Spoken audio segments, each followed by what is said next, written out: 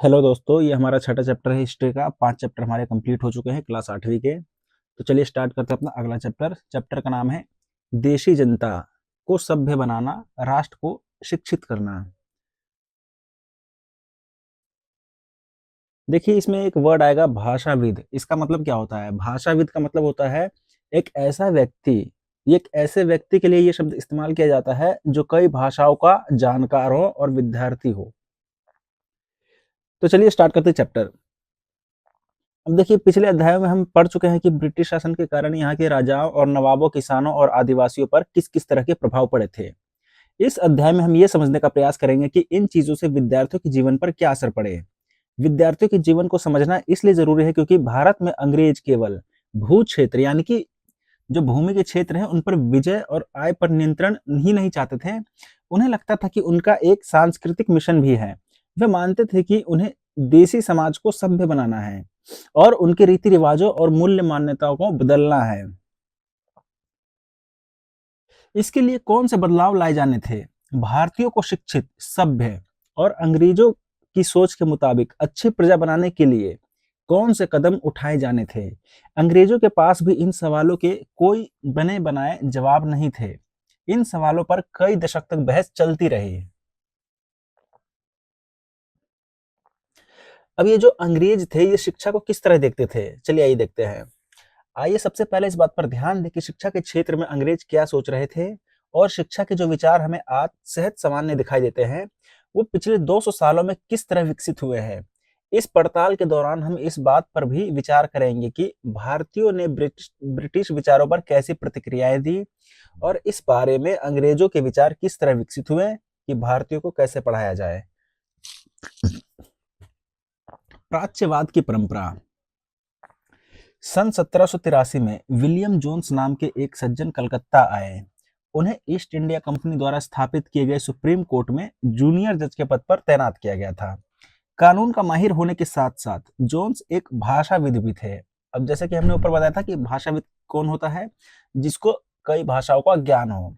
उन्होंने ऑक्सफोर्ड में ग्रीक और लैटिन का अध्ययन किया था। वे फ्रेंच और अंग्रेजी जानते थे और अपने एक दोस्त से अरबी सीखने के अलावा फारसी भी सीख चुके थे, यानी कि इसको कई भाषाओं का ज्ञान था।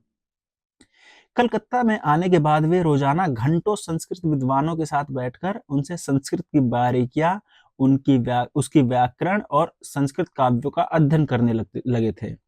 कुछ ही समय में उन्होंने कानून, दर्शन, धर्म, राजनीति, नैतिकता, अंकगणित, चिकित्सा विज्ञान और अन्य विज्ञानों की प्राचीन भारतीय पुस्तकों का अध्ययन शुरू कर दिया। जोन्स ने पाया कि उस समय कलकत्ता में तैनात बहुत सारे अंग्रेज अफसर भी उनके जैसी दिलचस्पियां रखते थे। हेनरी टॉमस कोलब्रुक और नेथेनियल हॉलहेड भी भारतीय भाषाएं सीखकर संस्कृत व फारसी रचनाओं का अंग्रेजी में अनुवाद कर रहे थे और प्राचीन भारतीय विरासत को समझने के प्रयास में लगे हुए थे। इन लोगों के साथ मिलकर जोन्स ने एशियाटिक सोसाइटी ऑफ बंगाल का गठन किया और एशियाटिक रिसर्च नामक शोध पत्रिका का प्रकाशन शुरू किया। अब देखिए, इसमें ये इंपॉर्टेंट है कि हेनरी टॉमस कोलब्रुक और नेथेनियल हॉलहेड भी भारतीय भाषाएं सीखकर संस्कृत व फारसी रचनाओं को अंग्रेजी में अनुवाद करते थे और प्राचीन भारतीय विरासत को समझने के प्रयास में लगे हुए थे। अब इन सब लोगों ने मिलकर जोन्स ने अब इन सभी लोगों के साथ मिलकर जोन्स ने एशियाटिक सोसाइटी ऑफ बंगाल का गठन किया था और एशियाटिक रिसर्च नामक एक शोध पत्रिका का प्रकाशन भी शुरू किया था। जोन्स और कोलब्रुक भारत के प्रति एक खास तरह का रवैया रखते थे। वे भारत और पश्चिम दोनों की प्राचीन संस्कृतियों के प्रति गहरा आदर भाव रखते थे। उनका मानना था कि भारतीय सभ्यता प्राचीन काल में अपने वैभव के शिखर पर थी, परंतु बाद में उसका पतन होता चला गया। उनकी राय में भारत को समझने के लिए प्राचीन काल में लिखे गए यहाँ के पवित्र और कानूनी ग्रंथों को खोजना व समझना बहुत जरूरी था। उनका मानना था कि हिंदुओं और मुसलमानों के असली विचारों व कानूनों को इन्हीं रचनाओं के जरिए समझा जा सकता है और इन रचनाओं के पुनः अध्ययन से ही भारत के भावी विकास का आधार पैदा हो सकता है। इस तरह जोन्स और कोलब्रुक दोनों ही प्राचीन ग्रंथों को ढूंढने, उनकी व्याख्या करने, अनुवाद करने और ज्यादा से ज्यादा लोगों तक अपने नतीजे पहुंचाने में जुट गए। उन्हें विश्वास था कि यह परियोजना न केवल अंग्रेजों को भारतीय संस्कृति से सीखने में मदद देगी, बल्कि भारतीयों को भी अपनी विरासत को दोबारा अपनाने और अतीत के लुप्त वैभव को समझने में मदद देगी। इस प्रक्रिया में अंग्रेज भारतीय संस्कृति के अभिभावक और मौलिक दोनों की भूमिकाएं निभा रहे थे। इन प्रयासों और विचारों से प्रभावित होकर कंपनी के बहुत सारे अधिकारियों ने दलील दी कि अंग्रेजों को पश्चिमी ज्ञान की बजाय भारतीय ज्ञान को ही प्रोत्साहन देना चाहिए। वे चाहते थे कि प्राचीन भारतीय ग्रंथों के अध्ययन को प्रोत्साहित करने और संस्कृत व फारसी साहित्य व काव्य पढ़ाने के लिए संस्थानों की स्थापना की जाए। इन अधिकारियों का ये मानना था कि हिंदुओं और मुसलमानों को वही पढ़ाना जाना चाहिए जिससे वे पहले ही परिचित है और जिसे वे आदर और महत्व देते हैं। उन्हें अनजाने विषयों की शिक्षा न दी जाए। इन अफसरों की राय में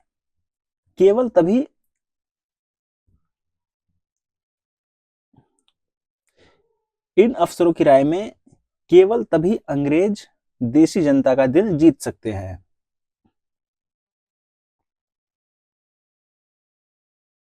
अब देखिए, ये एक प्राच्यवादी शब्द है जो कि हमने पीछे देखा था। ये देखिए, प्राच्यवाद की परंपरा मतलब एशिया की भाषा और संस्कृति का गहन ज्ञान रखने वाले लोग, उनको प्राच्यवाद कहते हैं। अब मुंशी कौन होता है? एक ऐसा व्यक्ति जो फारसी पढ़ना लिखना और पढ़ाना जानता हो। वर्नाकुलर, अब ये जो शब्द है ये आमतौर पर मानक भाषा से अलग किसी स्थानीय भाषा या बोली के लिए इस्तेमाल किया जाता है। भारत जैसे औपनिवेशिक देशों में अंग्रेज रोजमर्रा इस्तेमाल की स्थानीय भाषाओं और साम्राज्यवादी शासकों की भाषा अंग्रेजी के बीच फर्क को चिन्हित करने के लिए इस शब्द का इस्तेमाल करते थे। और मदरसा, सीखने के स्थान को अरबी भाषा में मदरसा कहते हैं, जहां कुछ सीखा जाता है। यह किसी भी तरह का स्कूल या कॉलेज या कोई और संस्थान हो सकता है। चलिए दोस्तों, आगे बढ़ते हैं। हम ये पेज हमने कवर कर लिया था। उन्हें अनजाने विषयों की शिक्षा न दी जाए। इन अफसरों की राय में केवल तभी अंग्रेज देसी जनता का दिल जीत सकते हैं। केवल तभी अजनबी शासक अपनी प्रजा से आदर की उम्मीद कर सकते हैं। इस बात को ध्यान में रखते हुए 1781 में अरबी फारसी इस्लामिक कानून के अध्ययन को बढ़ावा देने के लिए कलकत्ता में एक मदरसा खोला गया। 1791 में बनारस में हिंदू कॉलेज की स्थापना की गई ताकि वहां प्राचीन संस्कृत ग्रंथों की शिक्षा दी जा सके और देश का शासन चलाने में मदद मिले। परंतु कंपनी के सभी अफसर इन विचारों से सहमत नहीं थे। इनमें से बहुत सारे प्राच्यवादियों के कटु आलोचक भी थे। अब देखिए, इनमें जो कंपनी के काफी सारे अफसर इस विचार से सहमत नहीं थे, वो इन लोगों के कटु आलोचक भी थे। किनके? प्राच्यवादियों की, जो कि एशिया में जो एशियन लैंग्वेज है जिनमें संस्कृति का गहन ज्ञान होता है, उनके ये आलोचक थे। कौन? कंपनी के कुछ अफसर। आगे बढ़ते हैं। पूरब की जघन्य गलतियां। 19वीं सदी की शुरुआत से ही बहुत सारे अंग्रेज अफसर शिक्षा, अब देखिए 19वीं सदी की शुरुआत से ही बहुत सारे अंग्रेज अफसर शिक्षा के प्राच्यवादी दृष्टिकोण की आलोचना करने लगे थे। अब देखिए, बात समझिएगा, 19वीं सदी की शुरुआत से ही बहुत सारे जो अंग्रेज अफसर थे और जो शिक्षा के प्राच्यवादी दृष्टिकोण थे, यानी कि ऐसे लोग जो एशिया की भाषा और संस्कृति का गहन ज्ञान रखते थे, उनके ये आलोचना करने लगे थे। कौन? अंग्रेजी के कंपनी के कुछ अफसर।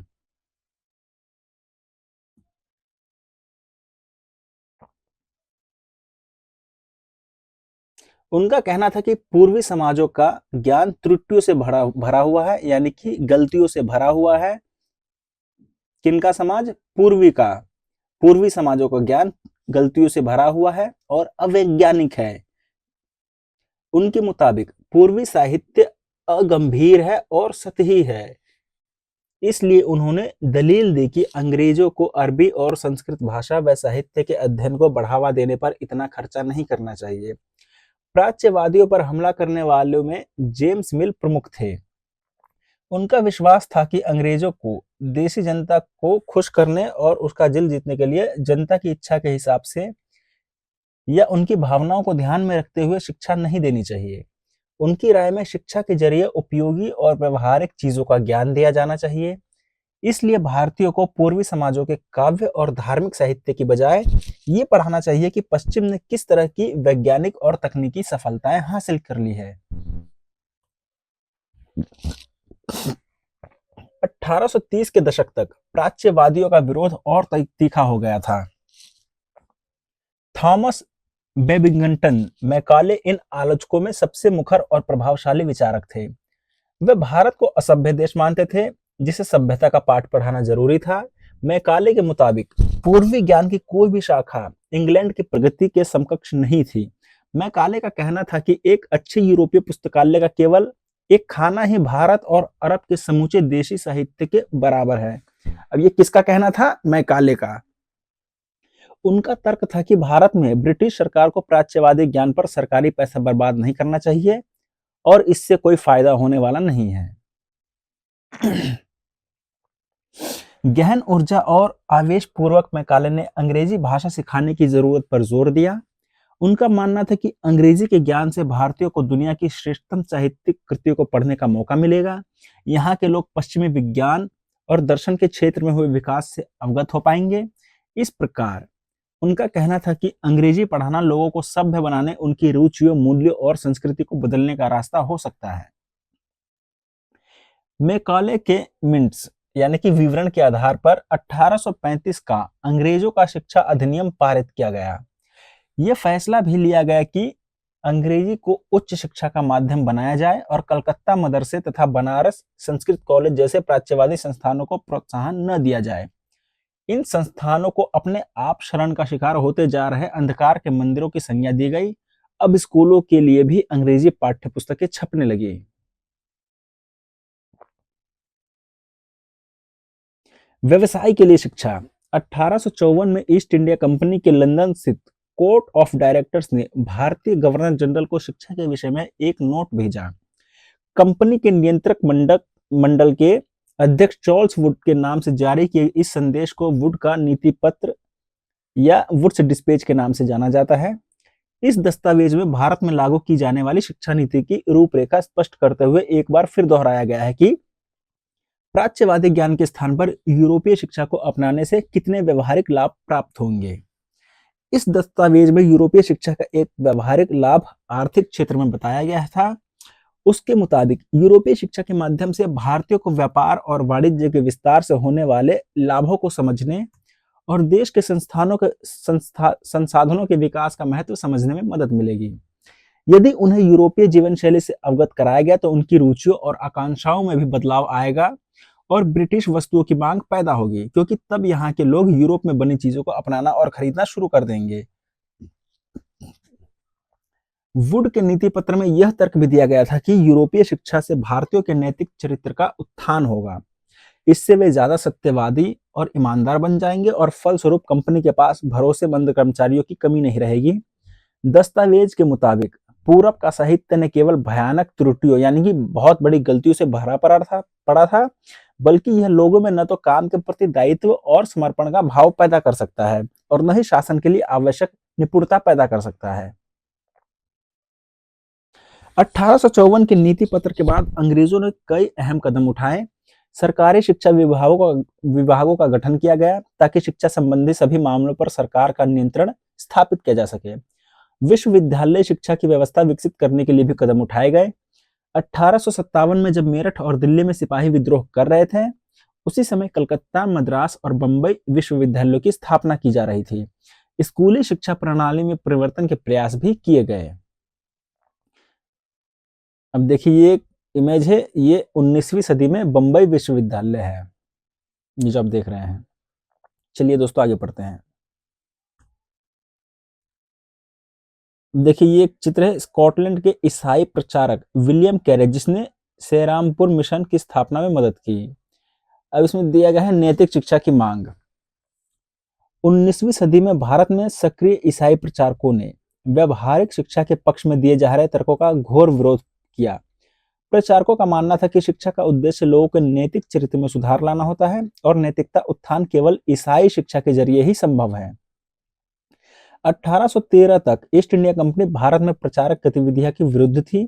कंपनी को भय था कि प्रचारकों की गतिविधियों की वजह से स्थानीय जनता के बीच असंतोष पैदा होगा और लोग भारत में अंग्रेजों की उपस्थिति को शक की नजर से देखने लगेंगे। ब्रिटिश नियंत्रण वाले भू क्षेत्रों में अपनी संस्थाएं न खोल पाने की वजह से प्रचारकों ने अंततः सेरामपुर में अपना मिशन खोला। यह इलाका डेनिश ईस्ट इंडिया कंपनी के नियंत्रण में आता था। वर्ष 1800 में एक छापाखाना लगाया गया और 1818 में एक कॉलेज खोला गया। 19वीं सदी के दौरान पूरे भारत में प्रचारक स्कूल खोले गए, परंतु 1857 के बाद भारत की ब्रिटिश सरकार प्रचारक शिक्षा को प्रत्यक्ष सहायता देने में आनाकानी करने लगी थी। सरकार को लगता था कि स्थानीय रीति रिवाजों, व्यवहारों, मूल्य मान्यताओं और धार्मिक विचारों से किसी भी तरह की छेड़छाड़ देशी लोगों को भड़का सकती है। दोस्तों, यही है सेरामपुर कॉलेज, कहाँ पे? कलकत्ता के पास हुगली नदी के तट पर। चलिए दोस्तों, आगे बढ़ते हैं। स्थानीय पाठशालाओं का क्या हुआ? क्या आपको कुछ अंदाजा है कि अंग्रेजों से पहले यहाँ बच्चों को किस तरह पढ़ाया जाता था?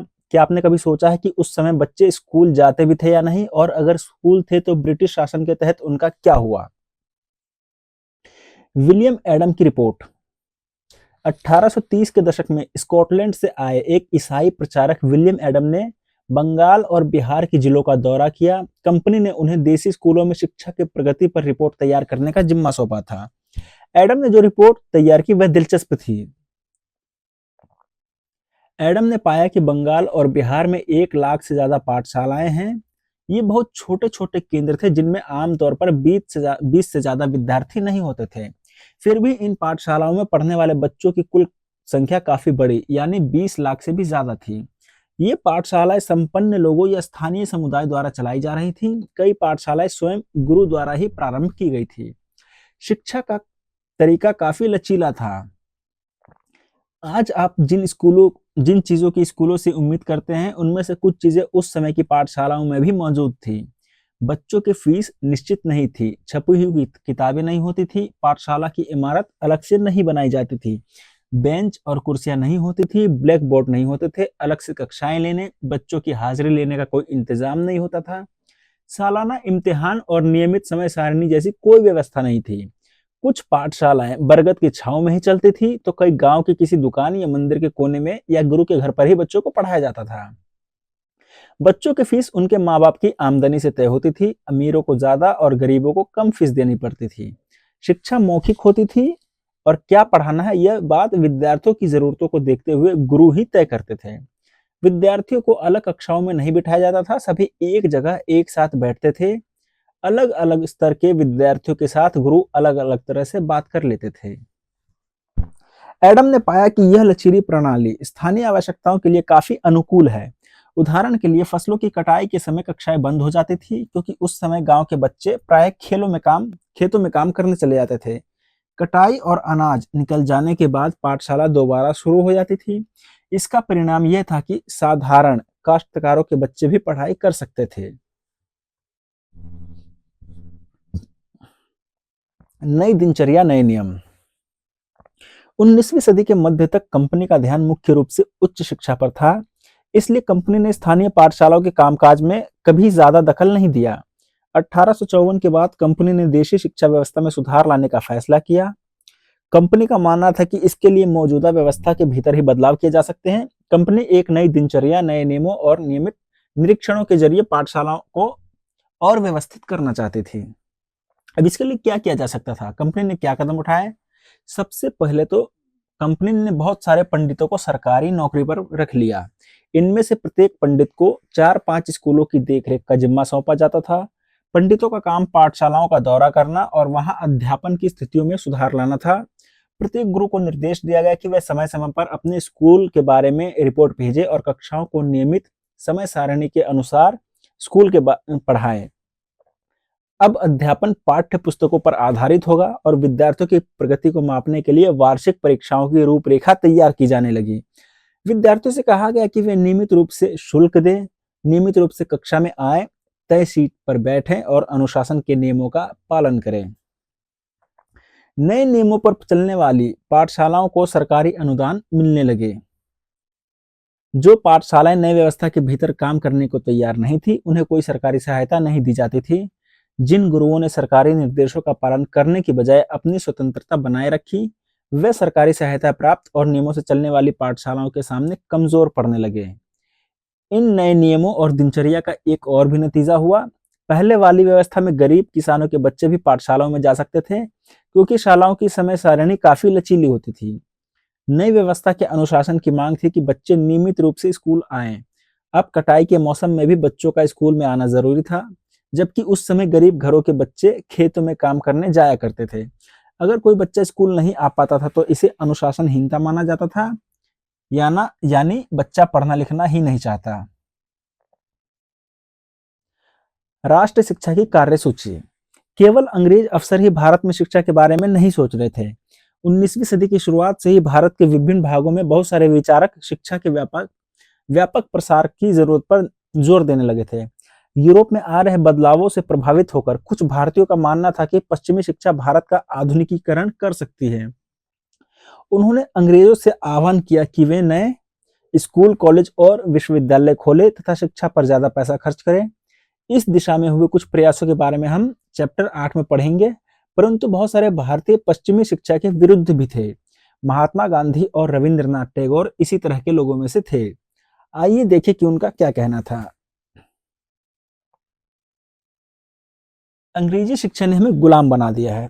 अब महात्मा गांधी जी का कहना था कि औपनिवेशिक शिक्षा ने भारतीय के मस्तिष्क में हीनता का बोध पैदा कर दिया है।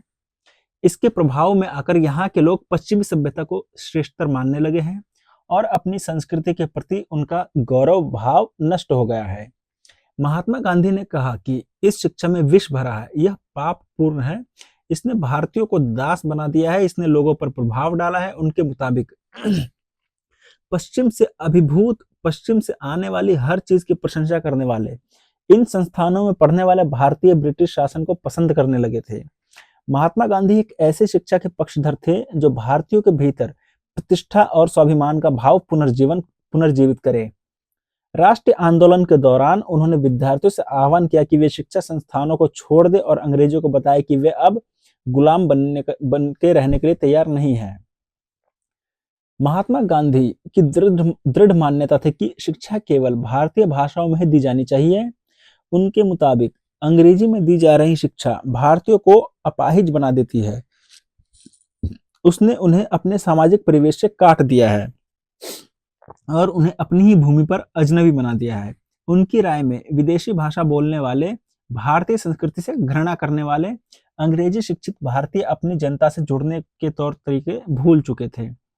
महात्मा गांधी का कहना था कि पश्चिमी शिक्षा मौखिक ज्ञान की बजाय केवल पढ़ने और लिखने पर केंद्रित है। उसमें पाठ्य पुस्तकों पर तो जोर दिया जाता है, लेकिन जीवन अनुभवों और व्यवहारिक ज्ञान की उपेक्षा की जाती है। गांधी का तर्क था कि शिक्षा से व्यक्ति का दिमाग और आत्मा विकसित होनी चाहिए। उनकी राय में केवल साक्षरता यानी पढ़ने और लिखने की क्षमता पा लेना ही शिक्षा नहीं होती। इसके लिए तो लोगों को हाथ से काम करना पड़ता है, हुनर सीखने पड़ते हैं और ये जानना पड़ता है कि विभिन्न चीजें किस तरह काम करती हैं। इससे उनका मस्तिष्क और समझने की क्षमता दोनों विकसित होंगे। देखिए दोस्तों, एक चित्र है, इसमें महात्मा गांधी और कस्तूरबा गांधी शांति निकेतन में रविंद्रनाथ टैगोर और लड़कियों की एक टोली के साथ बैठे हैं। ये 1940 का है। ये महात्मा गांधी जी हैं और ये रविंद्रनाथ टैगोर जी हैं। चलिए दोस्तों, आगे बढ़ते हैं। साक्षरता ही शिक्षा नहीं है। महात्मा गांधी जी ने लिखा था, शिक्षा से मेरा मतलब इस बात से है कि बालक और मनुष्य के देह, मस्तिष्क और भावना के श्रेष्ठ तत्वों को सामने लाया जाए। साक्षरता न तो शिक्षा का अंत है और न ही उसकी शुरुआत। यह तो केवल एक साधन है जिसके जरिए पुरुषों और महिलाओं को शिक्षा दी जा सकती है। साक्षरता अपने आप में शिक्षा नहीं होती। लिहाजा मैं बच्चों को शिक्षित करते हुए सबसे पहले उन्हें कोई उपयोगी हस्त कौशल सिखाऊंगा और मैं उन्हें शुरू से ही कुछ रचने पैदा करने के लिए तैयार करूंगा। मेरा मानना है कि दिमाग और आत्मा का सर्वोच्च विकास इस तरह की शिक्षा में ही संभव है। प्रत्येक हस्त कौशल आज की तरह केवल यांत्रिक ढंग से ही नहीं बल्कि वैज्ञानिक ढंग से पढ़ाया जाना चाहिए। यानी बच्चे को प्रत्येक प्रक्रिया के क्यों और किस लिए का पता होना चाहिए। जैसे जैसे राष्ट्रीय भावना का प्रसार हुआ, कई दूसरे विचारक भी सामने एक कई दूसरे विचारक भी एक ऐसी राष्ट्रीय शिक्षा प्रणाली के बारे में सोचने लगे जो अंग्रेजों द्वारा स्थापित की गई व्यवस्था से आमूल तौर पर अलग हो, भिन्न हो। दोस्तों ये एक चित्र देखिए, ये शांति निकेतन में एक कक्षा चल रही है, ये 1930 का है। देखिए ये किस तरह की कक्षा है, किस तरह की पाठशाला है। इससे आप थोड़ा बहुत अंदाजा लगा सकते हैं कि 100-200 साल पहले पाठशालाएं किस प्रकार होती थी और बच्चे किस वातावरण में पढ़ते थे। टैगोर का शांति निकेतन। आप में से बहुत सारे दोस्तों ने शांति निकेतन के बारे में सुना होगा। क्या आप जानते हैं इसकी स्थापना किसने और क्यों की थी? रविंद्रनाथ टैगोर ने यह संस्था 1901 में शुरू की थी। अब देखिए ये इंपॉर्टेंट है, रविंद्रनाथ टैगोर ने शांति निकेतन की स्थापना 1901 में शुरू की थी। टैगोर जब बच्चे थे तो स्कूल जाने से बहुत चिढ़ते थे, उनका दम घुटता था, उन्हें स्कूल का माहौल दमनकारी लगता था। टैगोर को ऐसा लगता था मानो स्कूल कोई जेल हो, क्योंकि वहां बच्चे मनचाहा कभी नहीं कर पाते थे। जब दूसरे बच्चे शिक्षक को सुन रहे होते थे, टैगोर का दिमाग कहीं और भटक रहा होता था। कलकत्ता के अपने स्कूल जीवन के अनुभवों ने शिक्षा के बारे में टैगोर के विचारों को काफी प्रभावित किया। जब वे बड़े हुए तो उन्होंने एक ऐसा स्कूल खोलने के बारे में सोचा जहां बच्चे खुश रह सके, जहां वे मुक्त और रचनाशील हो, जहां वे अपने विचारों और आकांक्षाओं को समझ सके। आकांक्षाओं मतलब अपनी रुचि को समझ सके। टैगोर को लगता था कि बचपन का समय अपने आप सीखने का समय होना चाहिए। वह अंग्रेजों द्वारा स्थापित की गई शिक्षा व्यवस्था के कड़े और बंधनकारी अनुशासन से मुक्त होना चाहिए। शिक्षक कल्पनाशील हो, बच्चों को समझते हो और उनके अंदर उत्सुकता, जानने की चाह विकसित करने में मदद करे। टैगोर के मुताबिक वर्तमान स्कूल बच्चे की रचनाशीलता चकित होने से उसके स्वाभाविक गुण को मार देते हैं। टैगोर का मानना था कि सृजनात्मक शिक्षा को केवल प्राकृतिक परिवेश में ही प्रोत्साहित किया जा सकता है। देखिए सृजनात्मक शिक्षा से क्या अंतर मतलब है, जो कि रचनाशील हो, बच्चे कुछ सीखना चाहते हो, अपने आप कुछ करने की जिनमें रुचि पैदा की जा सके। इसलिए उन्होंने कलकत्ता से 100 किलोमीटर दूर एक गांव में ग्रामीण परिवेश में अपना स्कूल खोलने का फैसला लिया। उन्हें यह जगह निर्मल शांति से भरी शांति निकेतन दिखाई दी, जहां प्रकृति के साथ जीते हुए बच्चे अपनी स्वाभाविक सृजनात्मक मेधा को और विकसित कर सकते थे। बहुत सारे मामलों में टैगोर और महात्मा गांधी शिक्षा के बारे में कमोवेश एक जैसी राय रखते थे, लेकिन दोनों के बीच फर्क भी थे। गांधी जी पश्चिमी सभ्यता और मशीनों व प्रौद्योगिकी की उपासना के कट्टर आलोचक थे। टैगोर आधुनिक पश्चिमी सभ्यता और भारतीय परंपरा के श्रेष्ठ तत्वों का सम्मिश्रण चाहते थे। उन्होंने शांति निकेतन में कला, संगीत, नृत्य के साथ साथ विज्ञान और प्रौद्योगिकी की शिक्षा पर भी जोर दिया। इसी प्रकार बहुत सारे लोग इस बारे में सोचने लगे थे कि एक राष्ट्रीय शिक्षा प्रणाली की रूपरेखा क्या होनी चाहिए। कुछ लोग अंग्रेजों द्वारा स्थापित की गई व्यवस्था में परिवर्तन चाहते थे। उनका मानना था कि इसी व्यवस्था को इस तरह फैलाया जाए कि उसमें ज्यादा से ज्यादा लोगों को पढ़ने का मौका मिले। इसके विपरीत बहुत सारे लोग ऐसे भी थे जो एक वैकल्पिक व्यवस्था चाहते थे, ताकि लोगों को सच्चे अर्थों में राष्ट्रीय संस्कृति की शिक्षा दी जा सके। कौन तय करे कि सच्चे अर्थों में राष्ट्रीय क्या होता है। इस राष्ट्रीय शिक्षा की बहस स्वतंत्रता के बाद भी जारी रही। देखिए ये एक चित्र है, कोयम्बटूर के एक प्रचारक स्कूल में खेल रहे बच्चे। ये 20वीं सदी के प्रारंभ का चित्र है। 19वीं सदी के मध्य तक ईसाई प्रचारक और भारतीय सुधारवादी संगठन लड़कियों के लिए स्कूल खोलने लगे थे। तो दोस्तों अपना चैप्टर ये खत्म हो चुका है। मिलते हैं अगले चैप्टर में नई वीडियो के साथ। अगर आप लोगों को वीडियो अच्छी लगती है तो प्लीज चैनल को सब्सक्राइब कर लें और वीडियो को लाइक कर दें। मिलते हैं अगले वीडियो में। अगर वीडियो से रिलेटेड आपकी कोई भी सजेशन है या कोई सजेशन देना चाहते हैं या फिर किसी प्रकार का आपको प्रॉब्लम है या कुछ सुधार चाहते हैं तो मेल कर सकते हैं। मेल आईडी है studytoeveryone@gmail.com। अगर आपको वीडियो अच्छी लगती है तो प्लीज़ वीडियो को लाइक कर दिया करें।